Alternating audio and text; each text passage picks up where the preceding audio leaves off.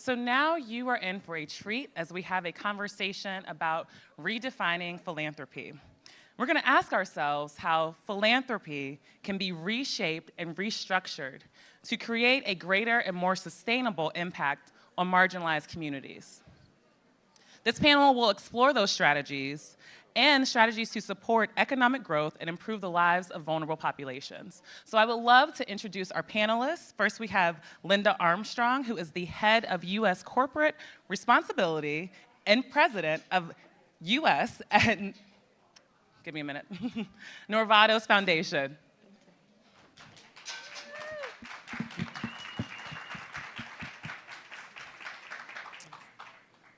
Next, we have Otis Raleigh, who is the president of the Wells Fargo Foundation.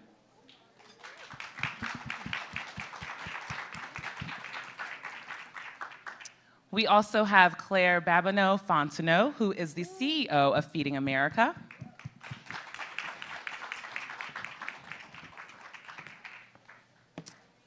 And we have Ms. Ebony Thomas, who is the president of the Bank of America Foundation. And our moderator will be Frank Holland, who is an anchor at CNBC.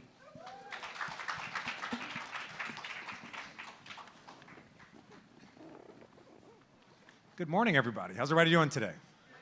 Right, we start off very strong, big pledges, a lot of excitement, global impact. Today we're going to talk more focused on the United States, but in general, big impact. How do we change our communities? The focus of this panel is redefining philanthropy. Everybody knows what philanthropy is: charity, giving back. We have four of the biggest leaders when it comes to foundations and nonprofits right here with us. We're going to dig deep into that topic in just a moment, but first, I think it's hard not to touch on something that I think a lot of our phones have been buzzing about today, the Supreme Court decision about affirmative action. Everybody aware of what I'm talking about? Okay. I want to just go down the line with you guys. It directly impacts colleges and universities, but we know many of the colleges and universities that are going to see the biggest impact, they produce a lot of our leaders in business, in the sports world, and in nonprofits and philanthropy. Ebony, I'm going to start with you. The decision today, what does it make you think about the future of philanthropy and also just the future of our country? You know, I think the point you made that it impacts college and universities, but it impacts people, individual students. You think about those that are coming up now. And I think that philanthropy will play an intentional role in intentional intervention to ensure that communities, individuals within communities have pathways, have resources. Madam President talked a little bit about it earlier around building capacity, putting wrap services around communities and individuals so that they can, number one, create those pathways to higher education, because you know, it's like a surgical undoing in a lot of ways of a lot of the progress that we made. And I think philanthropy plays a critical role in ensuring that we continue to advance on that progress. Claire, do you have any thoughts? I do. I'll tell you my actual very first thought was I remember being at the first Obama inauguration. And I remember swirling around was this concept of being post-racial. And in the work that I'm in today, and then on a day like today, I ask myself, is this what post-racial looks like?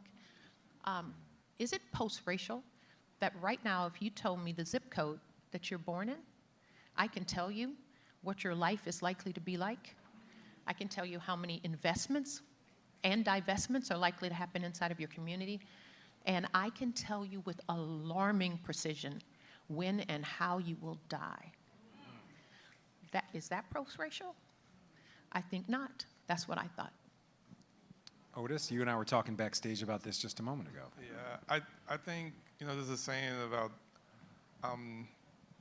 you know, if you stay ready, you don't have to get ready, right? Yes. And I think we saw this coming, and there have been a number of people in the philanthropic sector that have been gathering together, having conversations, really planning and try to strategize in anticipation of this.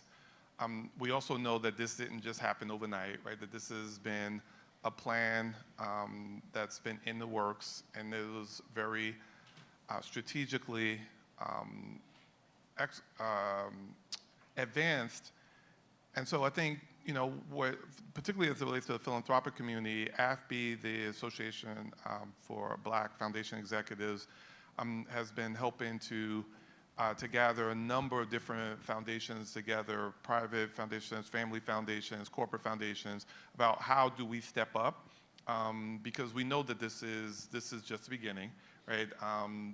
That is going to be interpreted in a number of different ways, right? And so this, now more than ever, I think philanthropy has a role to play in terms of really helping to fund some of the lawsuits, to fund the challenges, to support in a mighty way some of the activists and advocates and the legal battles that are going to occur. And so when the first thing that popped in my head when you said, well, what do we need to do in terms of philanthropy? We need to get our checkbooks out and be prepared to support the fight, because it is a long-term battle, and this is a marathon, it's not a sprint. Dr. Armstrong, I think a lot of people have strong feelings about this in the room. What are your thoughts? Yeah, thank you. So I was, like many of us, disappointed, but not surprised. Disappointed by the cynicism of a Supreme Court that can say that we want equality, when fully understanding, as Claire mentioned, that there is no way an equal playing field. But I think this is a call to action. It's easy to get complacent. Look at us here. We're in a beautiful room with some of the leaders of industry across the country at Essence Fest.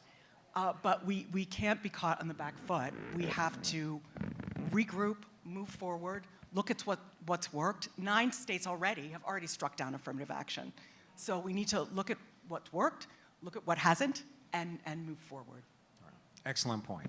Speaking of what's working, you four. You guys are doing some very important work. So let's do one more round of applause for these guys. We're going to switch gears. We're going to talk about some of the progress that these four are helping to make for our communities in general. So one of the themes that I spoke to all 4 of you about is co-creation and collaboration. So Otis, I'm going to come back over to you. It's a real shift when it comes to philanthropy, this idea of co-creation and collaboration. For the audience, explain what that means. Sure. So, I'm the president of the Wells Fargo Foundation, right? And as leading a corporate foundation, historically, the way we thought of philanthropy was much more kind of charity donation work, right? How do you really serve the market leaders in a way to help them to build business, right? That has shifted. And not just at Wells Fargo, but I think it's just shifted in terms of the space. That we understand that, no, this is not charity or donation work, this is philanthropic investments, right? And as with any investment, you want to collaborate with others so that you can get the best return on investment. So at the foundation, when we talk about collaboration, it is really looking for others who are looking to make those philanthropic investments to advance housing access and affordability, financial health, small business growth, and sustainability, and which about 85% of our funding goes in those 4 areas. And anybody, la-di-da-di, anybody, right, that is willing to make those investments with us. In the past, it was like, oh, it's the Wells Fargo logo up, and now it's like, hold on, if it's Wells Fargo, if it's Bank of America, if it's JP Morgan, it doesn't matter. As long as we're seeing that return, because the stronger the communities, the stronger those families, the stronger those communities, the more likely to be banked, right? And there's more profit to be made. I'm not at a family foundation. I'm not at a private foundation. So I'm not delusional about the role that a corporate foundation has. And so it's not a social justice organization, right? But it is focused explicitly, though, on advancing those communities that have been underserved, because there's profit to be made by investing in them in the right way, right? And we can't just do that alone. So Ebony, I saw you were about to speak. You also work for a foundation for a big bank, Bank of America. Based on what Otis is saying, kind of give us a sense on how collaboration and co-creation, how does it work for you? Yeah, no, I love that. I mean, the way that we talk about it at the bank is the genius of the and, right? This notion of you can make profit and deliver for your shareholders, and you can deliver for your communities, right? This notion that you're not choosing between either or, but they are both incredibly important, and we can do that. You know, this notion around collaboration, I'm excited to have Claire here because, you know, she is a key partner in the work that we do around food insecurity around the US, right? We, you know, oftentimes we can look around this beautiful room and forget that, you know, there are so many families here in the city in which we are in right now, a really city that we're in right now, that many of our children, our women, our men are operating in food insecurity, meaning they are not quite sure when they're going to eat next, right? And so, you know, Claire, I'm not going to steal her thunder, she does such great work that she will get to, but that collaborating spirit of working with Feeding America, some of the work that we do around health equity, again, you would assume that an organization like Bank of America would say, well, why are you in health?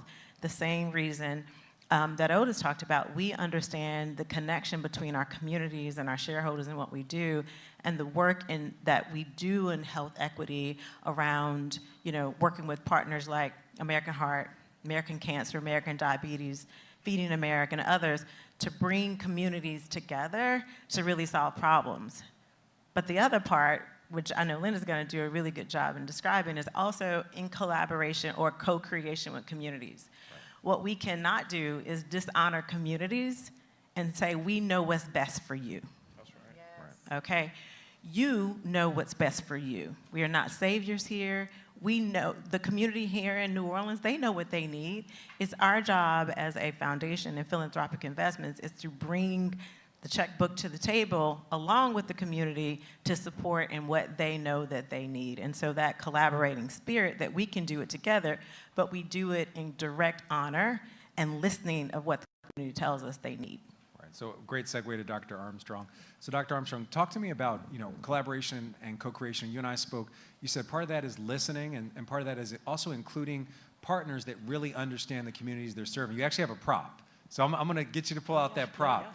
Kind of, it's a pulse oximeter, and explain how that's part of this co-creation and collaboration process. Thank you so much. And I'm going to add a third piece. So co-creation, collaboration, and long-term commitment.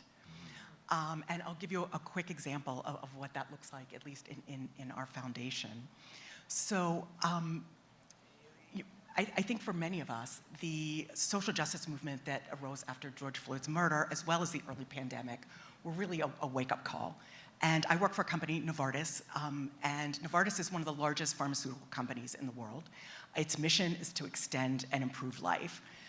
So when in the pandemic, when we saw the disproportionate number of hospitalizations and deaths that were in the Black and brown community, we thought, what could we do? But you know, instead of just deciding what that is and imposing it, we reached out to members of the community, specifically to the presidents of the historically Black medical colleges, Morehouse School of Medicine, Howard University, Drew, and Meharry, and spoke to them and other community leaders about what would it look like to improve health equity. And we came up with a collaboration. So it started with Novartis, and these, in 26 historically Black medical colleges, has grown to other pharmaceutical companies, as well as other nonprofits and for-profit organizations. And we hope will continue to grow. But we're focused on three missions. One is to improve the next generation of the STEM workforce. And certainly this comes in with the Supreme Court decisions. And I think we'll be talking about this a little later when Marion Brooks is on a panel. The second is around clinical trial diversity. So we know we want drugs to work in all patients. And we know that the way that we test drugs, the way that we develop them, that we don't include Black and brown patients often. And there are many reasons for this, but we focused the second pillar of Beacon of Hope on this. And then the third is looking at the causes of healthcare disparities. So to do that, working again with the historically Black medical colleges to give research grants. And we set up 2 centers of excellence, one on validating health technologies and the other on climate.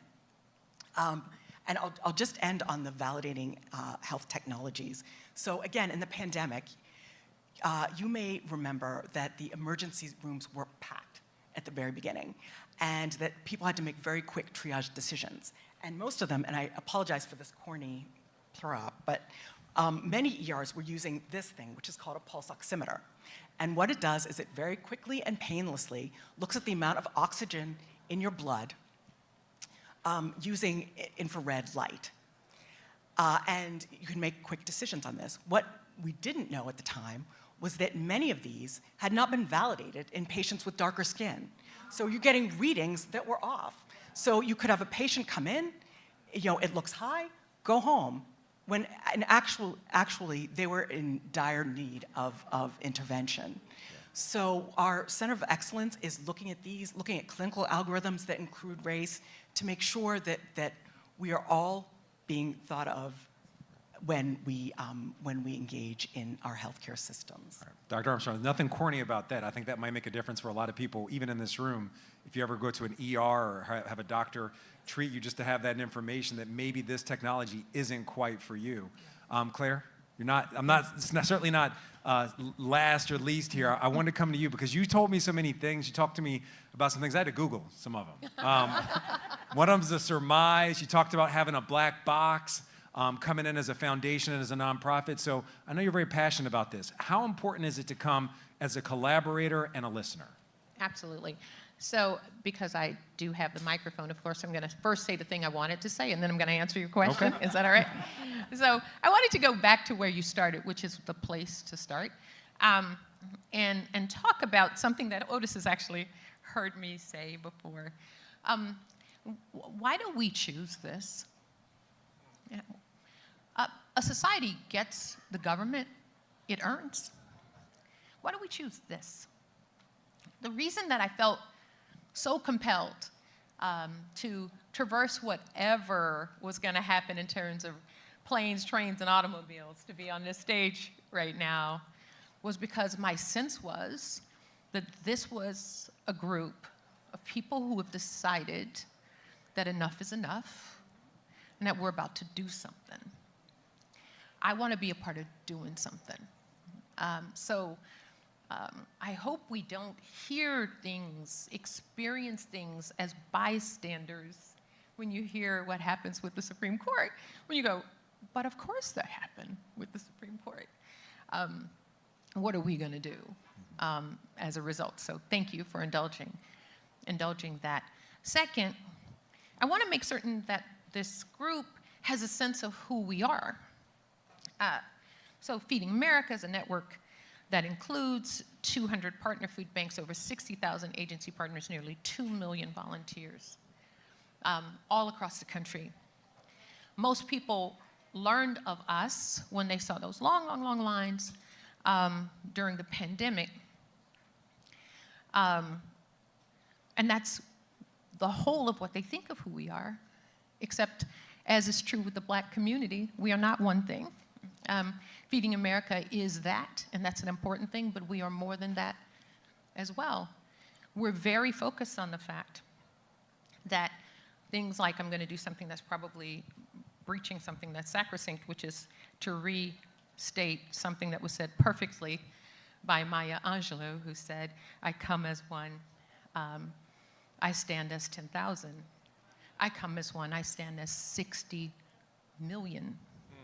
60 million people in the richest country in the history of civilization can't find enough food. 60 million people. I need to be a part of changing that, and we will not change that by providing food for today. We will change that by, number one, acknowledging that the systems that are in place are designed to work as they work. They're not broken. They work the way they're intended. And to decide we're going to break these wheels, right? So now let me talk about collaboration. That took a long way to get to your question.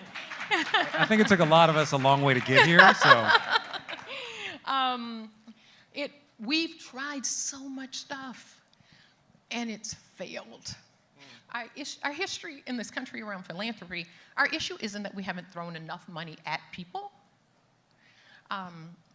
It's that we've thrown money at people.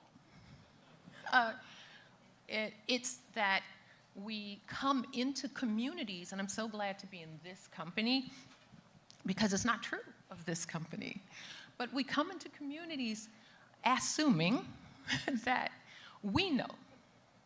And the black box would be our solutions that we've determined that community needs without knowing who they are. And how's that working out for us? 60 million people can't find enough to eat in the richest country in the history of civilization. So to turn this on its ear, to change, to be a part of the change that's necessary, we have to change that approach. And it's in the way that's already been identified, and it's the way that we are desperately leaning into with both hands and feet at Feeding America. We are engaging very directly inside of communities. We're changing the way our dollars are spent at Feeding America. We're engaging with the people who are on the ground, people with lived experience we now refer to as lived expertise, and we treat it as such. It is their table, not ours. So my last thing I'll say is I use a microphone as a metaphor for this. That coming in, I believe philanthropy thought of itself as my voice, my microphone. I think we have moved a little and we say, your voice, my microphone. I believe where we must get to is your voice, your microphone. Thank you. So you did mention something important when it comes to all this, money. Money's a key part of it, and you mentioned throwing money at the problem. Ebony and Otis, you guys both mentioned something I also had to look up. Looking at capital in a risk framework. Can you explain that to the audience what that means? I'll go.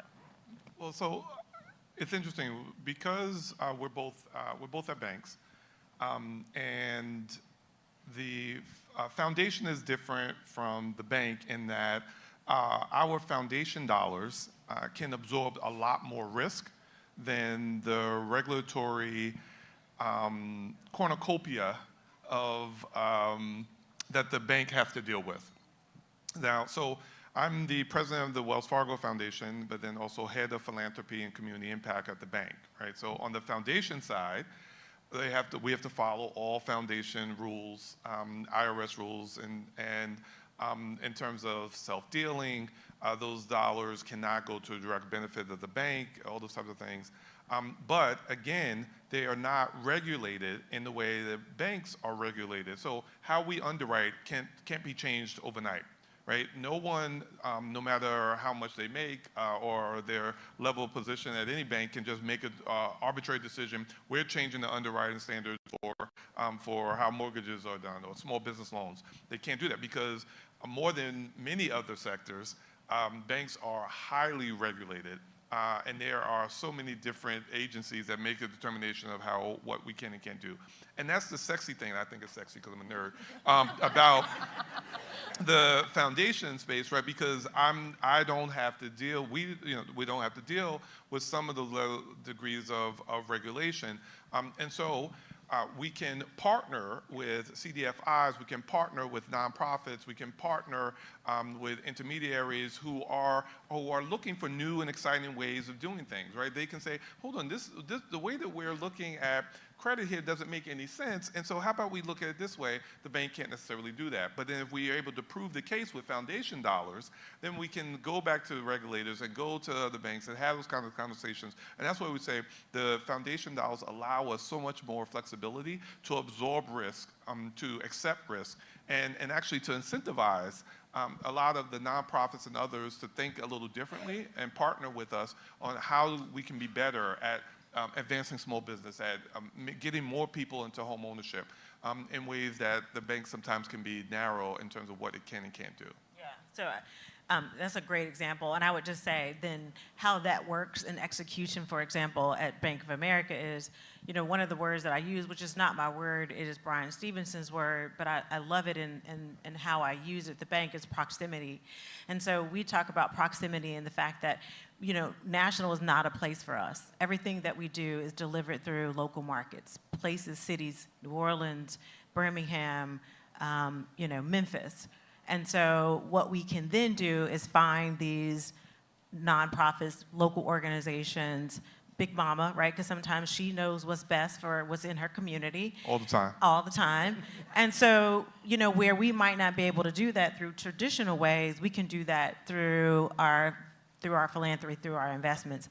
And then we take it a step further because then we do it locally. So we got Big Mama in Memphis, we got her right here in New Orleans, and we got Big Papa, no pun intended, you know, who's in New York, right? And so thinking about ways in which we can be creative and we can, again, use the word honor people and their experiences, their lived expertise, where then they know what's best for their community. And so that risk framework gives us a lot more freedom and a lot more innovation to be able to get the investments to the right people in the right communities. Yeah, I think innovation is a really important word because we're talking about redefining philanthropy. So Dr. Armstrong, I'm going to come over to you. When we're talking about health equity, and I'm accounting food insecurity as part of health equity as well. Talk to me about innovation. How do we go forward and address some of these disparities, fix them, and prevent other disparities from happening? Yeah, it's a wonderful question. And yes, I mean, health equity is, you know, the objective that everyone can live at their best health quality. And we know that only 20% of our health is due to the medicines that we get, or even the health care that we get. And the other 80 is due to things like food security, or where you live, or your environment. So we have to think very creatively as we think about how to improve health equity. I want to mention two things. One is the first is truly understanding disparities. And so, you know, we know COVID was one example, but we know that health disparities have been with us for many, many generations. We know that Black women are 40% more likely to die from breast cancer. We know that Black men are twice as likely to die from cardiovascular disease. Today, we're in New Orleans experiencing a heat wave. We know that African Americans are 30% more likely to die of cardiac disease during heat waves and 3 times more likely to die of asthma attacks during heat waves. So we really have a huge incentive to get these things right. And part of innovating in this space is understanding that no one company has all the answers, no one foundation, no one organization. And so we have to come together as private-public partnerships, as for-profit, nonprofit partnerships, as community partnerships, to make sure that we have the resources and the expertise we know to tackle these very complex problems. The other thing I wanted to mention was something that Otis had brought up, which was that, you know, yes, foundations are very sexy, and they can do wonderful things in the pre-competitive space. But we also, for these very deep problems, we have to move beyond charitable foundation work and really embed these solutions into everything that we do, into the business parts of our organizations. And that's the only way in the end that we'll be able to succeed. Can I say something? Just some of the stats that were mentioned and how we talked about philanthropy changing, you know, what was really important to me when I entered into the philanthropic sector was I had run nonprofits before. I had worked in public sector, blah, blah, blah. And one of the things that I said when I was originally approached about the opportunity was that I don't want to do what foundations typically do, right? And by that, I mean, there's this analysis paralysis, right? We need to study it. We need to learn more, right? And I just feel like we have enough data. We talk about the foundations in the past throwing money at people. No, they were supporting the nonprofit industrial complex, right? And supporting the consultant industrial complex, right? And so millions of dollars will go into my friends to study. And then millions more will go into others to analyze the study that was done for the 10 million, right? And so one of the first things I did when in this role, I did an analysis of my portfolio. And I was like, and a lot of money had been spent on studying housing, right? And I said, this stops, right? I don't need another study on homelessness. Here's the idea. We need to create houses, right? Housing units, right? And this is not an attack on data, right, or analysis. There's always more that you can learn. I'm some of my best friends learn a lot. But I just want to be very clear that I think the difference, what we're talking about in terms of how foundations can and should show up differently is actually putting the money towards those things that are going to actually invest in systems change, right? Right now, our motto is like a bank of doing. And initially I was like, And then, but I was like, you know what, actually, I like that a lot better than bank of studying, right? Or foundation of, we're gonna do one more 7, 8-figure, 9-figure analysis, as opposed to creating those housing units, creating more small businesses, putting capital into the hands of folks who need it to do differently. So speaking of one more, Claire, I want to give you a chance to talk about innovation, but I want to make sure we save time at the end because we are running out of time for a key takeaway from each one of you. Okay. So Claire, when we talk about hunger, food insecurity, let's talk about the innovation that you're doing with Feeding America. Absolutely. So first, we talked about some statistics, regrettable, changeable statistics. When you think, surely when you see buildings in the United States, you think, we built that? I hope that's what you think, because that's what I think. And yet, African Americans are the most inordinately food insecure demographic in this nation. We are 3 times more likely to be food insecure. Food insecure is a symptom of poverty. There are a panoply of things that come along with divestment.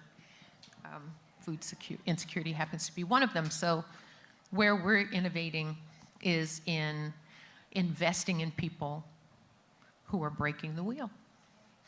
And one of the examples that I love so much, that I hope this group of actors will love too, is there's work we're doing in the form of the Food Security Equity Impact Fund. And every dollar of the money that we raise goes into communities, invest in BIPOC leaders, where tables are created, tools are brought to bear. We have something called a community accelerator, proven tools that help people to get to the nut of what they believe the problem is, and equip this group of people around the table to move forward with actions. And it starts with deep relationship building and healing in places where there's a lot of healing to be done. But the Food Security Equity Impact Fund, as an example, invests in the creation of these new beautiful ecosystems that reclaim farmlands. Okay. And it's powerful and beautiful. And one gift, for instance, is that any of you could do easily $100,000, and you invest in the creation of a new ecosystem that's investing in the Black community in a powerful way. So I'm excited about it. All right, so let's do one key takeaway. Dr. Armstrong, I'll start with you, and we'll just go down the line. My key takeaway is that we need to take this point in time as a call to action. Social justice movement from George Floyd in the early pandemic, that was a watershed moment. Honestly, I believe that today, with gutting of affirmative action, this is another watershed moment. And it's a call to action that we keep moving forward, that we're smart in the way that we move forward, and that we innovate in the way that we move forward. Thanks. One key takeaway for me is that we have to be as intentional with the solutions in terms of the philanthropic investments as the problems that currently exist, with the policies that exist, the broken systems that aren't necessarily broken, as you said, they are doing what they were supposed to do. It was very intentional. And so we have to be as intentional and unapologetic. We know these systems hurt disproportionately people of color. We have to be intentional about focusing in on our philanthropic investments on people of color and not apologize for it. Okay. And so I think that's one takeaway. I think mine would be, it still feels like, I hope today is different. I hope this group is different. But it still feels like we're waiting for the Calvary. And we are the Calvary. We are. You stole it. That was like no one's coming to save us type of moment. But I will also just say the last thing, because I loved earlier that Rich and team made the pledge. What's your pledge? Yes. What's your pledge? What are you doing? You know, we sit back and we watch and we get mad and we get angry, and then we keep moving. Make your pledge today, and your pledge could be monetarily. Look, you're all philanthropists, every single one of you. What's important to you? Invest in what's important to you and make your pledge. A big thank you to our panelists. Thank you all for your time and for your insight.